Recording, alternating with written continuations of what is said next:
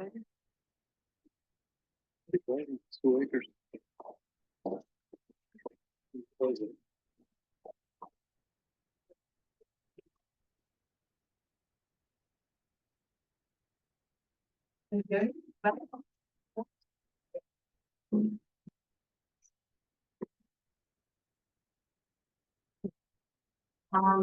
So I would like to thank the Johns Hopkins University, the Key India Institute for inviting me to participate in this conference. I would also like to thank Richie, who is the sponsor for this panel. And today I will try to motivate the importance of healthy diets and why it's imperative to transform food systems so that they can deliver sustainable healthy diets for all. I will speak to some of the challenges globally and for India, and then try to end with some suggestions for the way forward.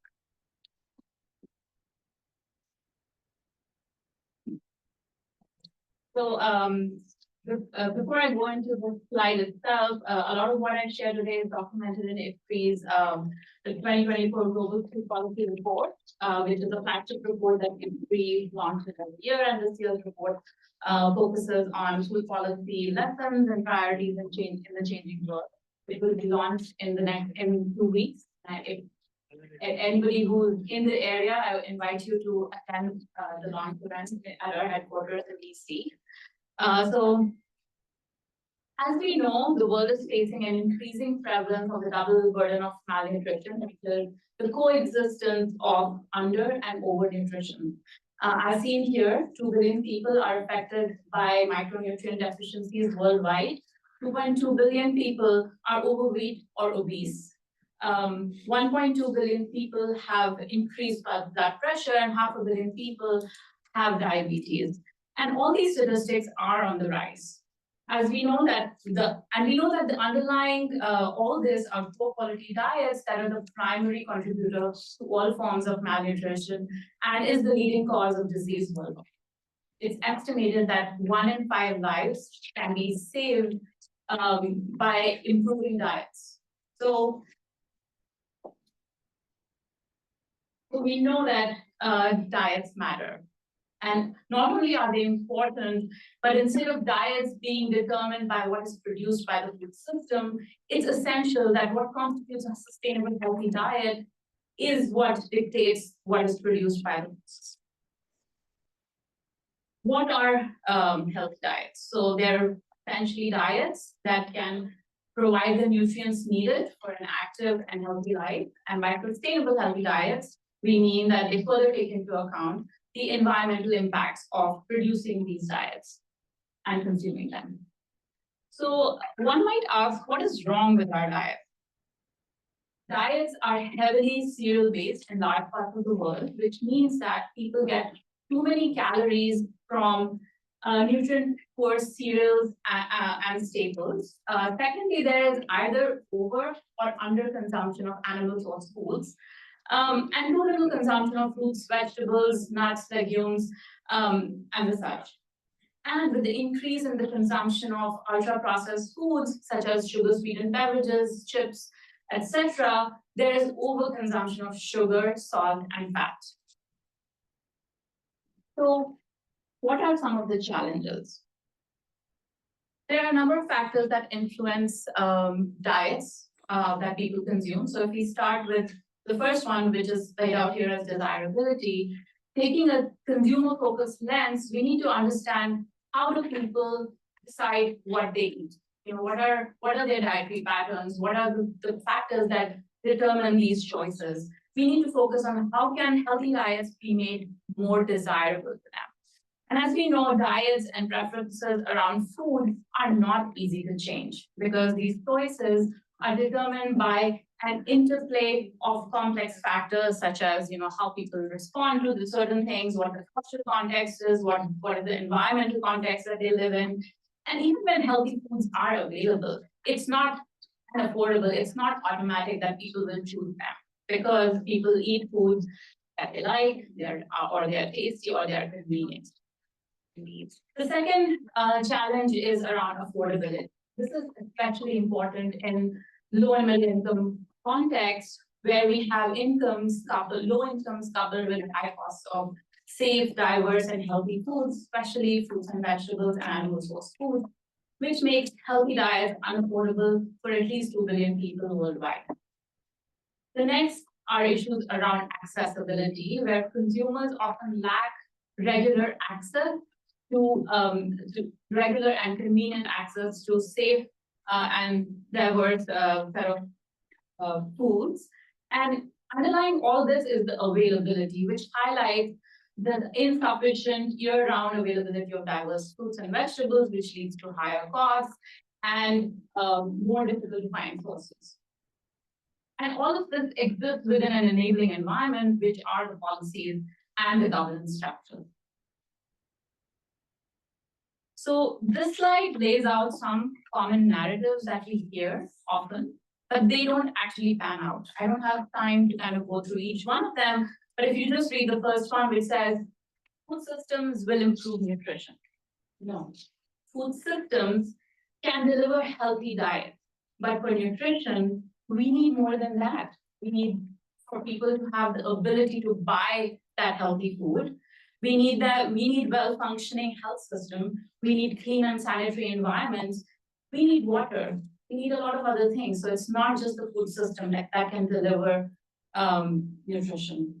The second one, which says economic growth and reduce poverty will reduce malnutrition in the long term, is quite pertinent to the Indian case, where we've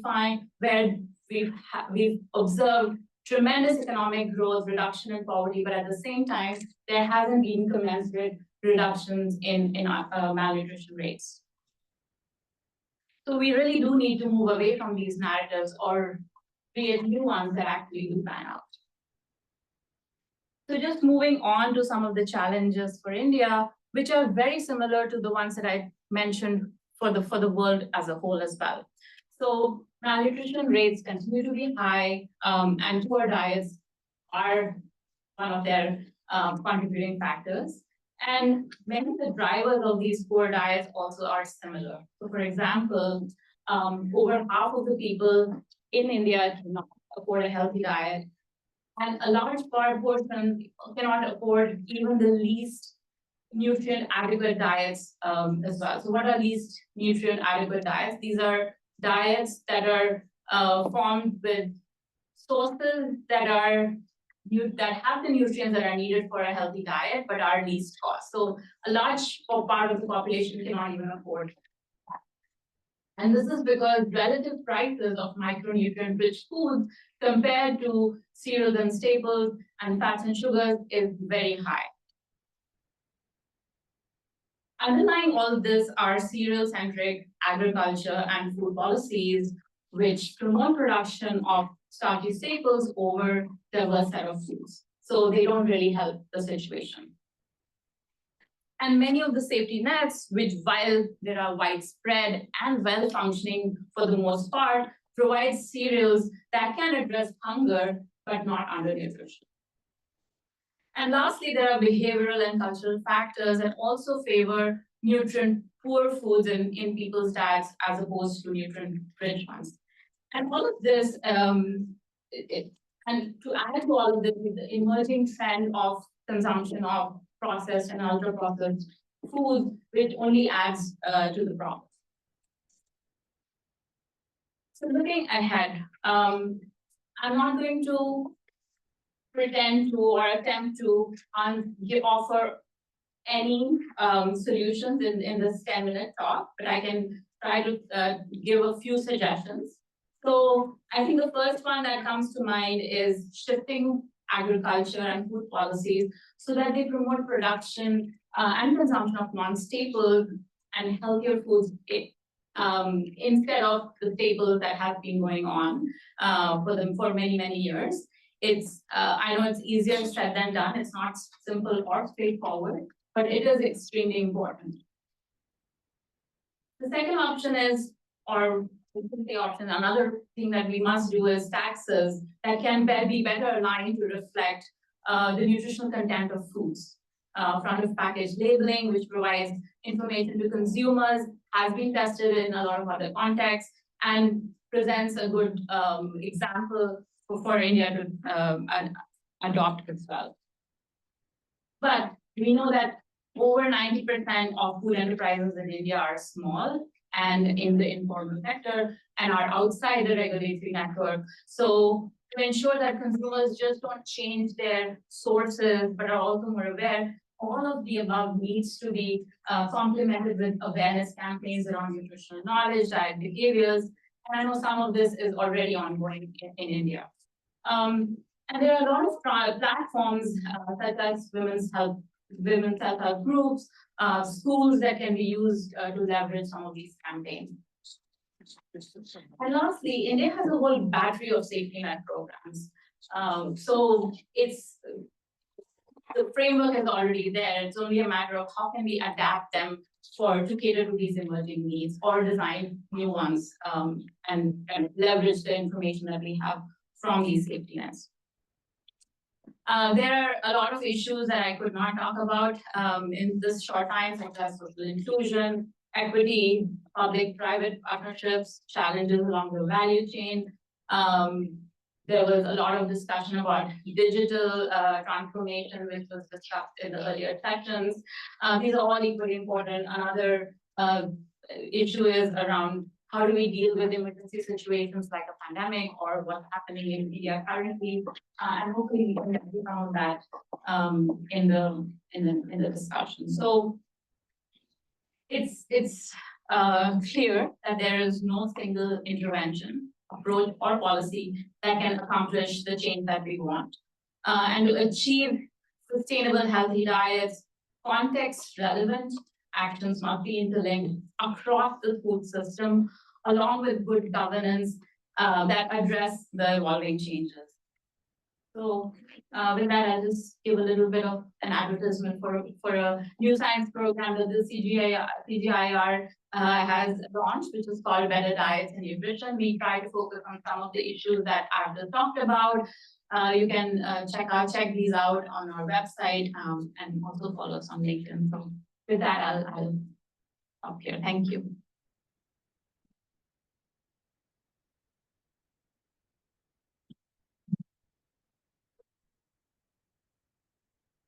Can I have all our panelists here?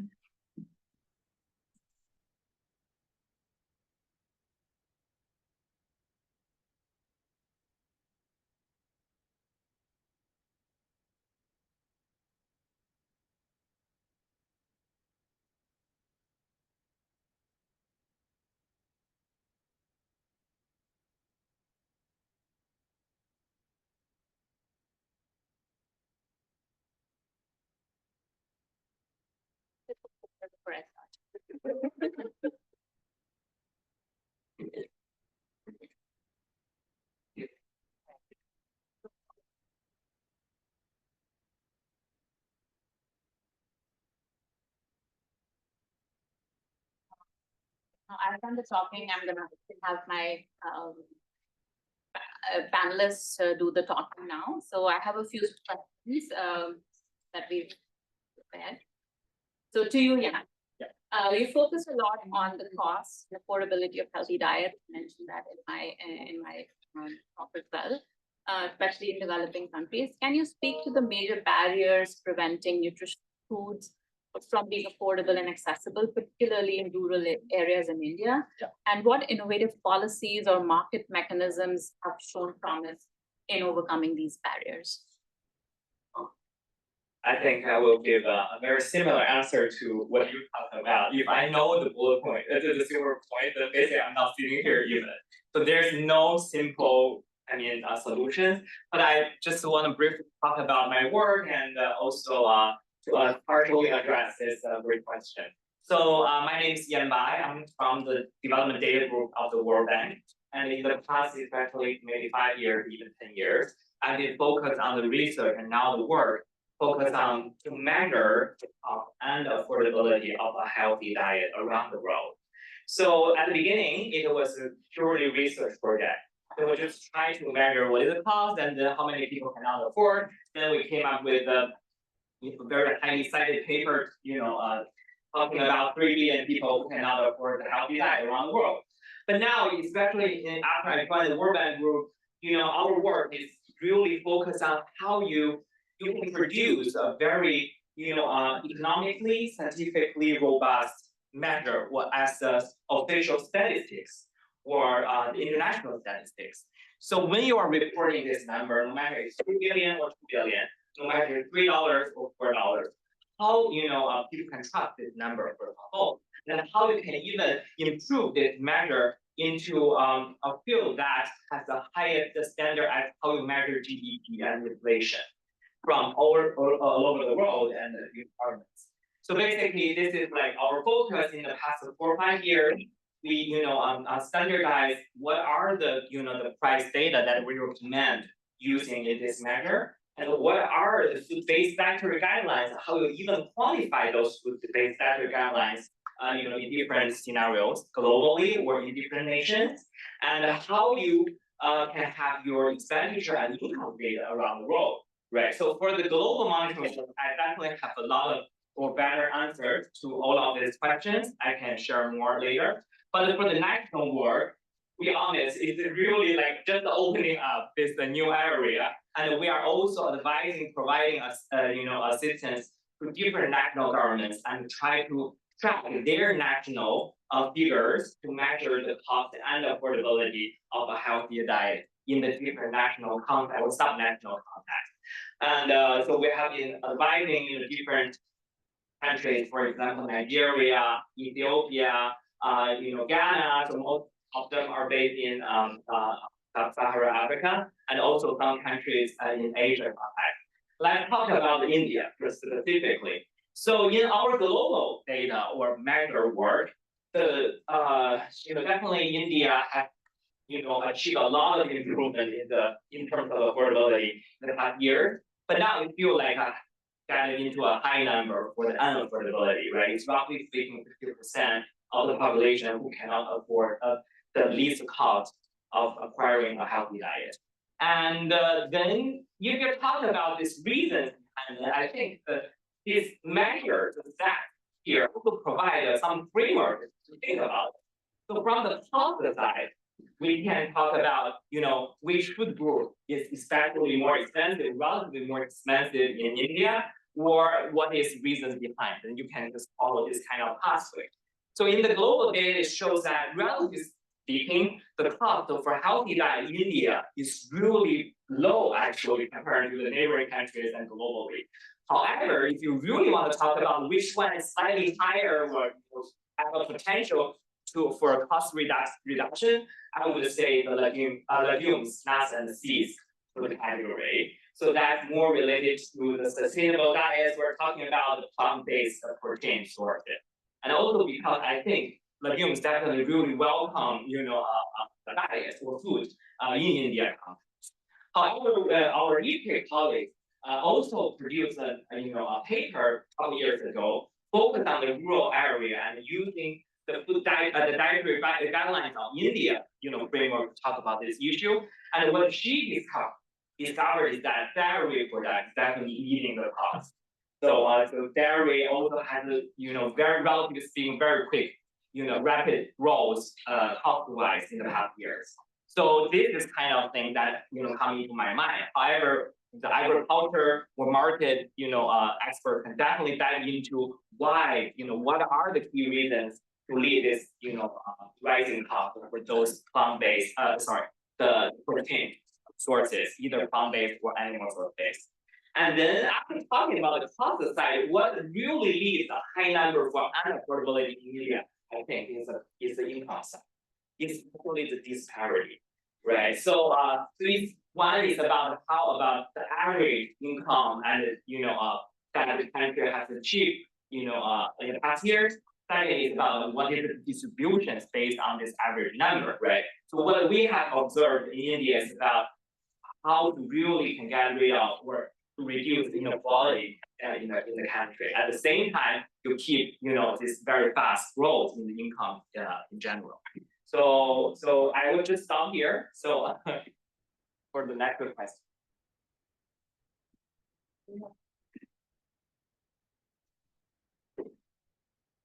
Thanks a lot, Jan. I do have questions, but I'm going to reserve them for the Q&A. James. Given your work on the intersection of food system and economic policy, what are the key trade-offs that governments need to balance when promoting affordable and nutritious food in the context of broader economic goals? How can policymakers ensure that economic growth doesn't come at the cost of food security or nutrition security balance? There's nothing wrong with economic growth, just to be clear, it is good. No, I mean, I think it's a good question. I think in a way we're moving on to another stage of the diet nutrition agenda. I think recognizing that, you've done a fantastic job at developing indicators that we can readily communicate with a broad audience. And that's a big first step to helping put diet quality, food security more broadly, but diet quality particularly on the table for decision makers to design policies around. Right? But I think we've still got we need more evidence. I think we do need better evidence, and I think we need to go one step further, and that is we need to start being willing to put our diet quality metrics. We've all bought into the agenda that we need to improve diets, but we need to recognize that diets is just one of many development goals that a country must navigate. At IFPRI, my group spends most of our time working with ministries and finance planning, trying to get budget allocations to be aligned with some of our development goals. And you very quickly realize that there is a limit to how much of a case you can make for any particular development project, diets being one of them.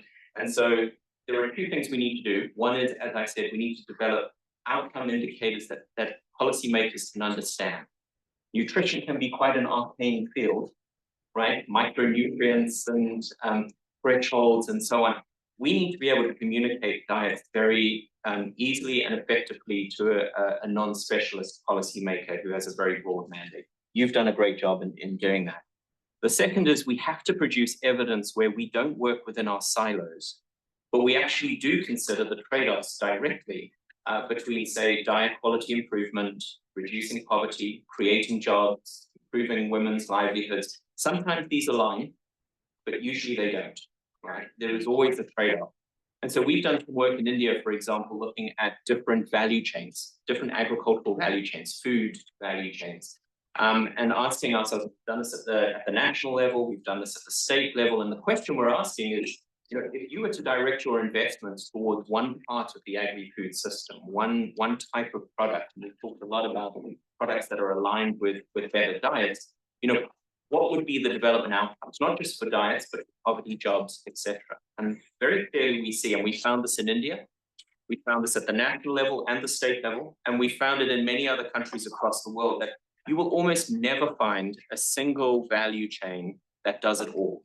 There is no single investment that is going to achieve all your development goals, that these trade-offs are unavoidable, and that if we want an effective development strategy or an investment plan, we need to have a balanced portfolio.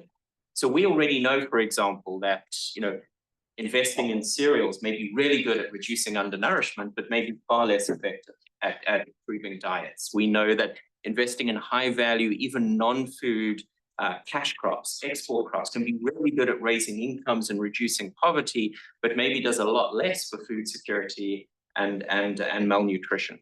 So we need to have the evidence that we can put in front of policymakers that can actually show the size of those trade-offs. And that's really important, because otherwise decisions will get made with or without evidence. And often politics begins to creep in. People have vested interests in different parts of the food system. And so I think a role for us, and we're at Johns Hopkins University, a role for us as researchers is to really push ourselves to go beyond our silos, beyond our particular areas, and look at the trades, acknowledge and accept that there are trade-offs between our favorite development goal and other people's development goals, and to provide the evidence to measure the size of those trade-offs. And then I think we can start to make significant progress towards achieving food security, but also putting that in the broader context. So there's work for us all to do in this room. Thanks. Thanks for that, James. Absolutely need more evidence. Always. Exactly. Noora. Women play a central role in the food system. especially in agriculture and food production. Could you elaborate on the structural challenges women face in these sectors, particularly in India, and what can be done to empower women within the food system? And how can policies be designed to address gender-specific barriers and ensure gender equality? Of course, sorry.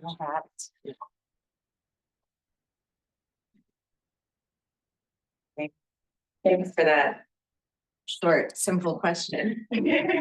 So I'll really speak to, taking speak to the question of inclusion in food systems.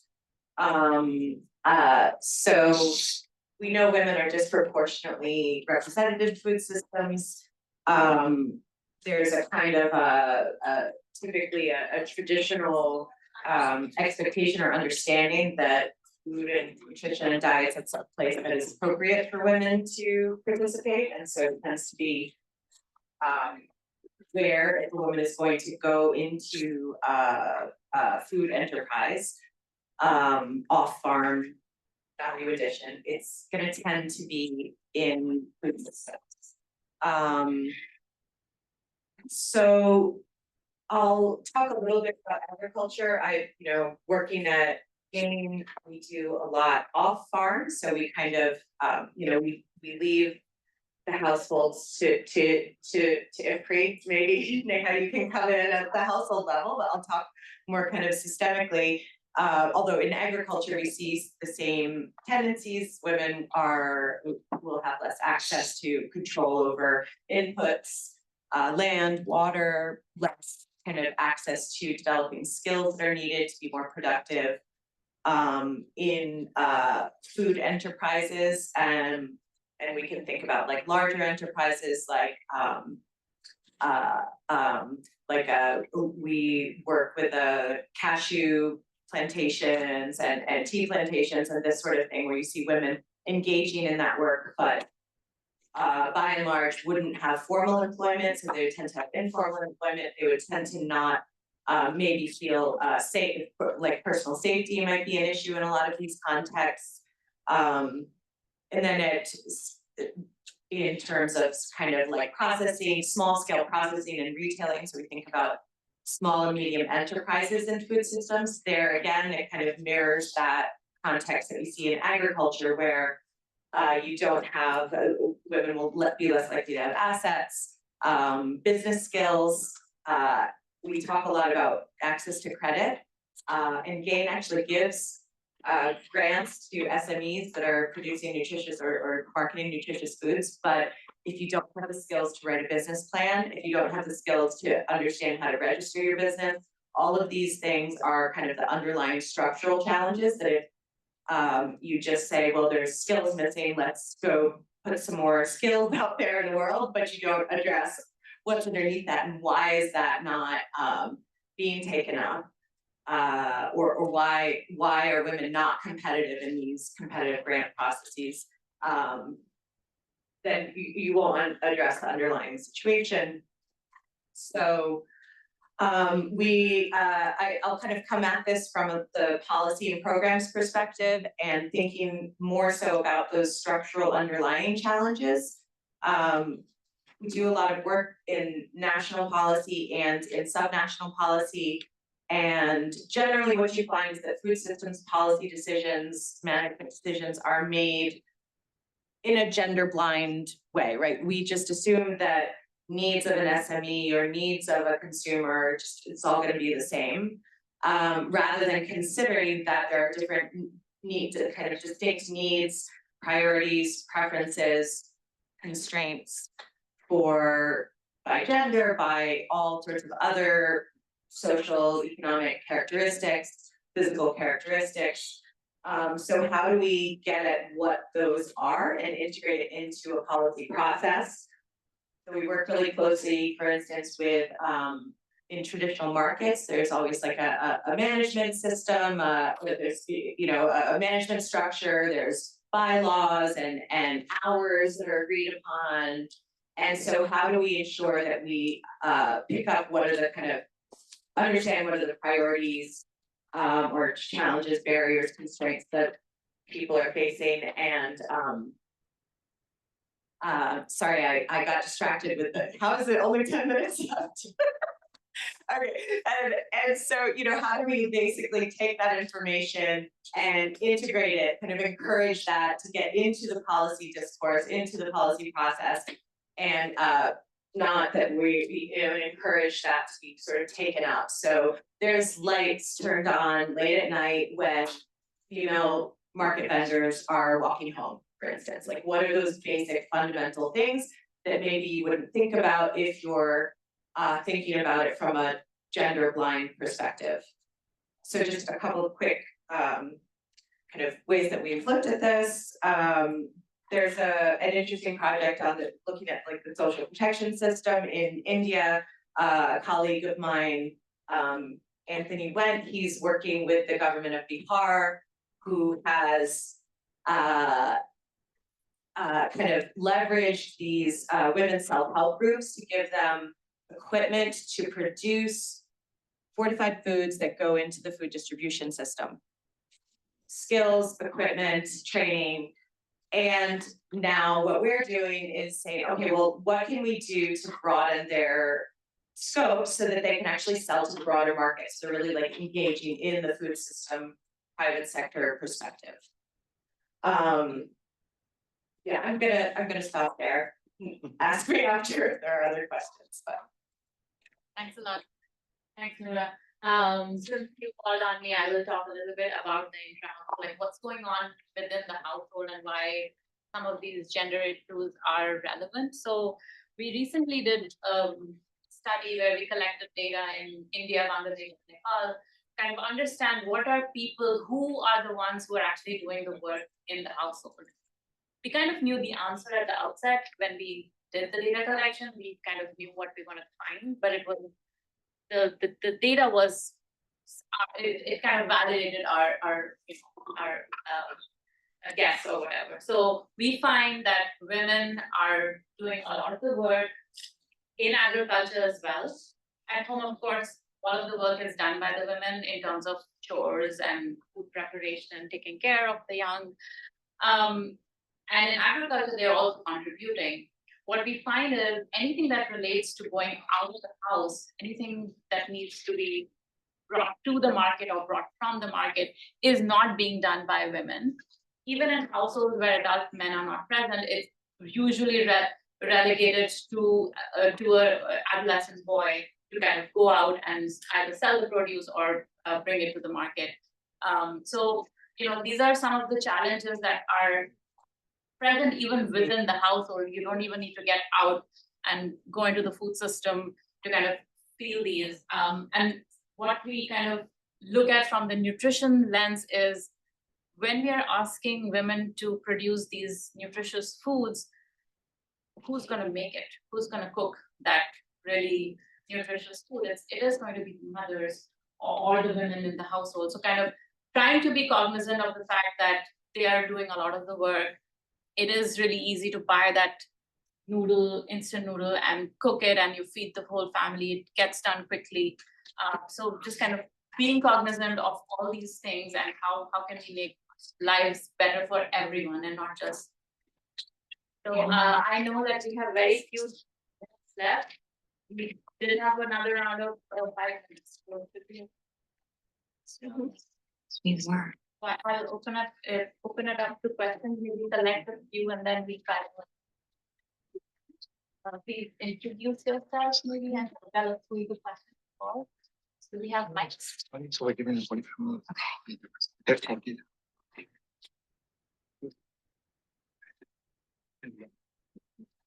Okay.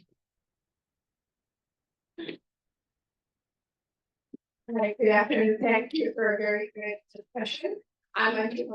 I'm Professor at Johns Hopkins Department of International. I'm second to the World Bank at the financing facility where I lead the work on gender and measurement. So I was wondering, I see that you mentioned the issue of gender in food production, but India has huge gender disparities in food consumption. So I was wondering if you could highlight the challenges in the fact that not only do women produce the food, but they don't get to eat the nutritious food, and that they're cute. What are the challenges, and how do we address the fact that girls are not getting enough nutrition? We have very high rates of adolescent anemia, and high maternal mortality as a result. Just growth problems for girls overall, and how are we looking at the intra-household distribution of food, not just production of it.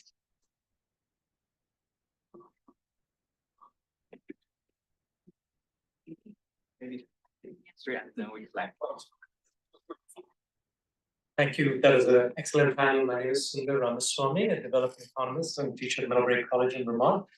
My question is, when you think about developing countries and even India, who is the champion for healthy food, and compare it to, let's say, let me just pick McDonald's, what McDonald's spend in a year promoting their food? How do you rival that?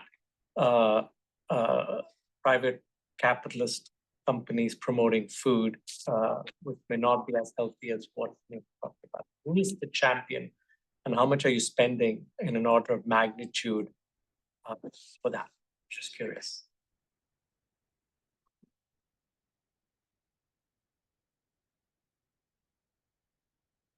Yes, I'm curious to ask you, has there been any research done on emergence of supplements? As you know, they can provide a lot of supplements, calcium supplements, vitamin supplements, and others. Would that be a good solution to what the absolute is has been found?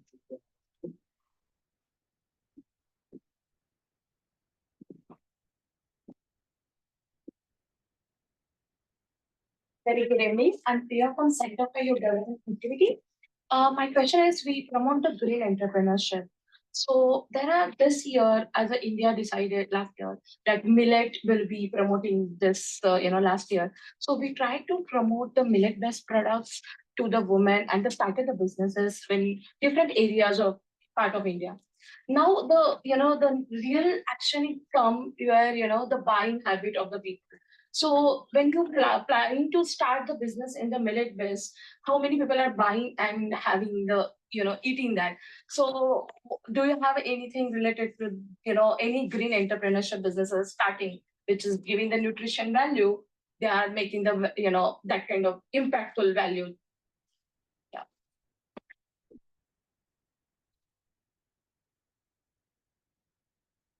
Respond, yeah. Yeah. Want to start? Either way, yeah. Okay. So I will give one kind of approach that GAIN has to actually kind of touches on a little bit of all the questions, or most of the questions that were just asked. So a typical way of I have a friend that jokes that my job is making people eat their vegetables. So like a typical way of making people eat their vegetables, or eating the food that is more nutritious, maybe takes more time to produce, to maybe it's more expensive, maybe it takes more time to prepare, is through kind of a one-on-one social behavior change communication.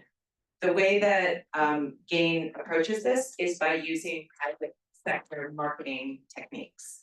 And so we try to understand what drives a given behavior, what are the constraints to consuming, and we'll kind of go through a group at a time. So in Kenya, we're promoting leafy green vegetables and tomatoes, and we came up with a brand and have market vendors with cool aprons and signs, and found a marketing company to give to help us kind of drill down to what is the emotional motivator behind this. It wasn't price in that instance, right? It was really like, it's kind of boring, or I hate making my kid eat it, and so what it now in other countries, other foods, other contexts, it's going to be different, but really using those tactics, those private Coca-Cola tactics, and trying to kind of get over that emotional hump to kind of increase consumption of these, or purchasing and consumption of these nutritious foods that are being under-consumed. I'll leave it there. I guess I don't have much to add on all these very like supplements and so on. That's certainly outside of my field. But I think a good question on who's the champion for healthy diets, and I actually don't have a good answer, which is terrible. I'd love to be able to point towards my own organization, the CGIR. We maybe don't rival the same R&D budget or promote marketing budget by any means. Maybe we're about 800 million a year. The vast majority of our funds are still being spent on R&D on cereals and staple crops, and we're doing our best to move into more nutritious food and so on. But the truth is, it's still a smaller part of our overall budget, and so we've got internally our own agenda to try and broaden that as best we can. I think the answer probably lies with governments. I think we need to work with national governments as champions, but that's a long road. And you're right, we're up against some rather big players with unlimited funding in some ways. Thanks. Okay, then I will continue on the definition of healthy diet. So, talking about the standardization and the global work. So, I think there's more and more consensus on the healthy diet approach is food-based dietary guidelines. So, for example, India has produced fantastic food-based dietary guidelines. In that sense, if you are approaching this from the balanced food or food groups, then basically supplementations can take kind of minimum effect there from that kind of pathway. However, for more nutritional vulnerable populations like infants, adolescent girls and boys, and even senior people, definitely supplementation, fortification, and of course because are definitely more useful and should be used, and just because they need to achieve even higher nutrient standard. But for the general population, what we are trying to promote more is food-based dietary guidelines, and that are also based on national policies doing work. I'll try to tackle two of these questions, or maybe three of them. Two of them were related to behavior change. The question you asked about the disparity in what is consumed within the household. Yes, we see that very often when we collect data, women end up eating what's left over, and that happens. And so I think it all really boils down to changing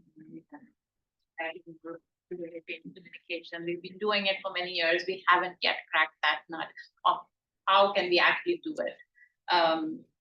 But there are some success stories. So, for example, in Bihar itself, in Jivika, we tried to do this with women of kind of targeting the first 1,000 days, with still women who are having children and not the older women, and we find that they were able to change their behaviors and practices, and we did find impact. So, but it was a very small sample. So it's happening, but it's still something very much in progress. Your question about who's the champion?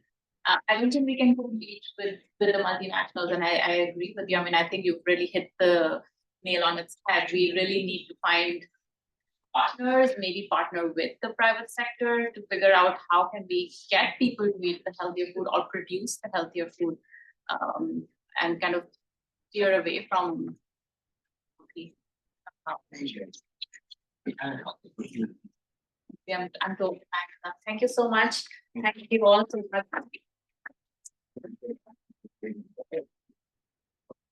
And thank you to everyone on the panel. I mean, this is just the beginning of this